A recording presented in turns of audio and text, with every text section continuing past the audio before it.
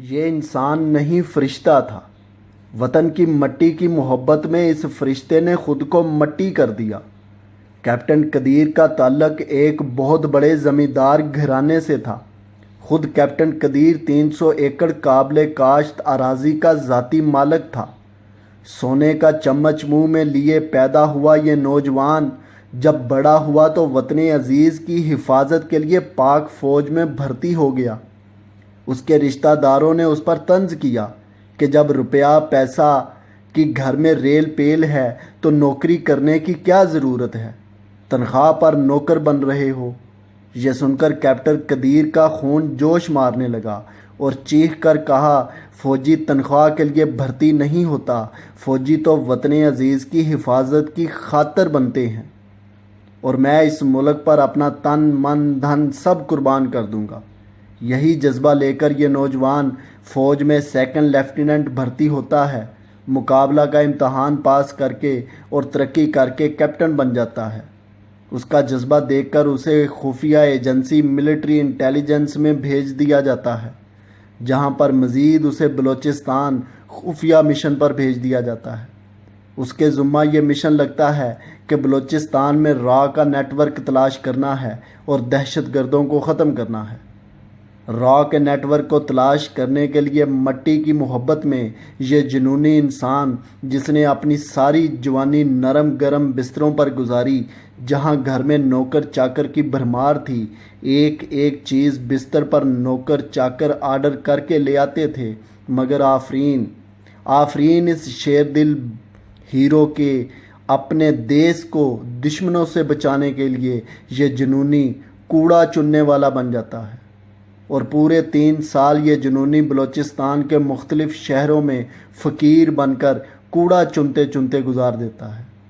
اس کا بستر بھی کوڑا کرکٹ کا ڈھیر، وہی اس کا کھانا پینا۔ سخت ترین سردیوں میں یہ جنونی ایک انتہائی بدبودار پھٹے پرانے کمبل میں کھلے آسمان تلے گزارتا ہے، صرف دیس کی حفاظت کے لیے۔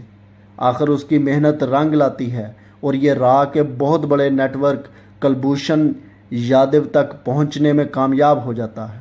جی ہاں دوستو، کلبھوشن جیسے مشہور معروف دہشت گرد کو پکڑنے کے پیچھے اس جنونی مارخور کی 3 سال کی محنت ہوتی ہے، اور اس ماہ رمضان کے آغاز میں سلمان نامی دہشت گرد، جس کو مارتے مارتے ہمارے کرنل سہیل خود شہید ہو گئے تھے، اس کی اطلاع دینے والا بھی یہی مارخور تھا۔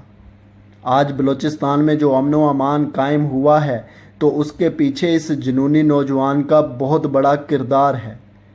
کیپٹن قدیر کے اتنے بڑے بڑے کارنامے ہیں کہ لکھنے کے لیے کتابیں کم پڑ جائیں۔ میں سوچ رہا ہوں دوستو، یہ کیسا انسان تھا؟ 300 ایکڑ اراضی کا مالک شخص کس طرح 3 سال کوڑا چننے والا فقیر بنا رہا، کس طرح بدبودار کمبل میں اس نے 3 سال گزار دیے۔ ایسے لوگ انسان ہرگز نہیں ہو سکتے، یہ فرشتہ تھا۔ ہم جیسے نام نہاد حب الوطنی کے دعوے دار ایک رات بھی کوڑا کرکٹ کے ڈھیر پر نہیں گزار سکتے، مگر اس شخص نے ہم پاکستانیوں کو سکھ امن دینے کی خاطر اپنے گھر کے نرم گرم بستروں کو لات مار دی، اور کچھ نام نہاد فیس بکی دانشور سارا دن ان فوجیوں کی تنخواہ دار چوکیدار ہونے کے تانے دیتے ہیں۔ میری فوج کو تانا دینے والوں، یہ ایک امیر کبیر شخص تھا، دولت اس کے گھر کی لونڈی تھی، مگر یہ پاکستان کی خاطر فوجی بنا، اور فوجی تنخواہ کے لیے نہیں بنتے، فوجی تو مجاہد ہوتے ہیں جو وطن عزیز کی خاطر بنتے ہیں۔ شہید کیپٹن قدیر میرے ہیرو، میرے پاس تیری تعریف کے لیے الفاظ نہیں ہیں، تو عظیم ہے۔ ہاں اتنا کہتا ہوں، شہید کیپٹن قدیر جیسے مجاہدوں کے مٹی سے اٹے بوٹ چومنا، آنکھوں سے لگانا میرے لیے بہت بڑی سعادت کا درجہ رکھتا ہے۔ میرے پیر و مرشد میری فوج ہے، میرے شہید ہیں۔ کیپٹن قدیر شہید، آپ کے کارنامے تاریخ میں سنہرے الفاظ میں لکھے جائیں گے، خاص طور پر کلبھوشن کو پکڑنے کے لیے جس طرح تو نے 3 سال کوڑا کرکٹ کے ڈھیر پر گزار دیے۔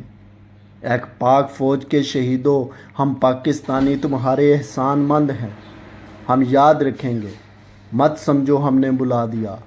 شہید تم سے یہ کہہ رہے ہیں لہو ہمارا بلا نہ دینا۔ یہ تحریر لکھتے ہوئے، یہ تحریر پڑھتے ہوئے میں نے گھنٹوں لگا دیے اور بے شمار بار بلک بلک کر روتا رہا۔ بار بار میرے سامنے کیپٹن قدیر کی کوڑا کرکٹ والی تصویر گھومتی رہی۔ مٹی سے اٹے پاؤں، میلے کچیلے پھٹے کپڑوں میں بھی اس کی آنکھوں میں ایک چمک چیتے جیسی چمک شہزادہ لگ رہا ہے۔ وطن کی مٹی گواہ رہنا، وطن عزیز کی خاطر ہم نے کیسے کیسے خوبصورت شہزادے قربان کیے۔ پاکستانیوں قدر کرو اپنے شہیدوں کی، اپنی فوج کو عزت دو اور فوج کے شانہ بشانہ کھڑے ہو جاؤ۔ اگر فوج کے شانہ بشانہ کھڑے نہ ہوئے تو یاد رکھنا داستان تک نہ ہوگی تمہاری داستانوں میں۔